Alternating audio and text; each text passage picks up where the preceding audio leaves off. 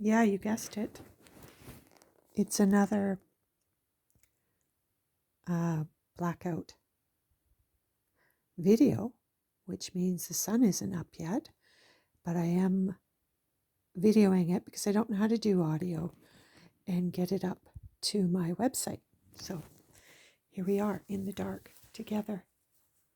Today's topic with Conversations with Death is about the fear of dying. And I've certainly traveled into that realm a lot these last 3 years with this diagnosis that came through, and have really, really sat with all of the aspects of what dying means to this human being in this vessel, in this time of 2020, in the 2020s. So I just want to share a little bit about that path and what I found there. What I found was this immense fear of dying and grief and sorrow and sadness so profound that I lost my breath at times. My heart rate escalated and stopped and palpitated, and I gasped for air. I gasped for life and breath in those moments. And the crying and the grief and sadness and the sorrow I thought would bury me, would just take me and actually bring me into death. And there were moments in those times that I wished to die. I wanted to leave because the pain and the anguish and the sorrow and the grief was so large, or it seemed so large to handle and to hold and to manage and to go through and to just be there with it. And I prayed to God to die, to take me from this world and to relieve me from this. And well, you're hearing the voice which tells you I'm still here. So I came through that, and it's not to say that that doesn't come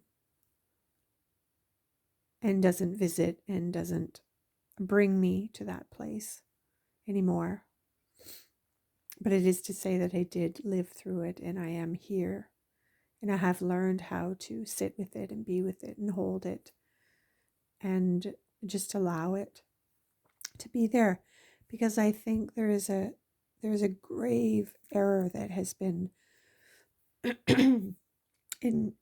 integrated into this world.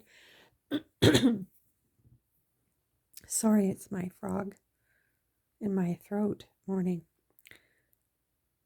But I believe that there is this overwhelming, understated, under talked about place in death, that we've learned that it is this horrific, chronic illness, dying, suffering, taking of everything, diminishing, negating, swallowing us, and almost being imprisoned in this awful, wretched departure of this earth and this life and this living that we're in. And when we do go, or a loved one passes,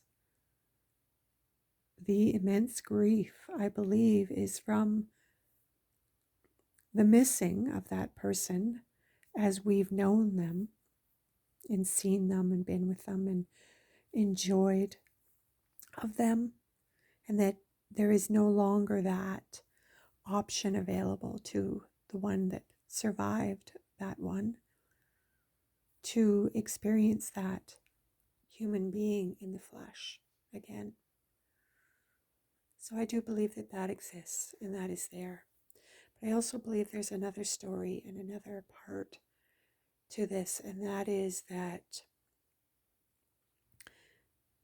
we don't know where this is. The body is gone, but where is this being, this soul? Where have they gone?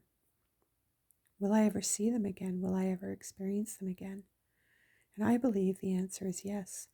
I believe we are a continued, ever incarnated life force that comes and keeps coming back through as long as we're required and needed to do so within the context of our own evolution, our own ignition, and our own lessons and what we've come here to learn through being God creators. And that there is a misservice that has been done to death. And I would like to really bring that back in to a celebration of ending. And it's not even really ending, it's moving into the next part of our incarnation. And we never, ever, ever are separate or alone or without each other. We just come into different forms in this human. I'm just going to leave it there because that's a lot. I love you all. I'm here. I'm in the process. Namaste. Walk peacefully and be kind to one another and to yourself.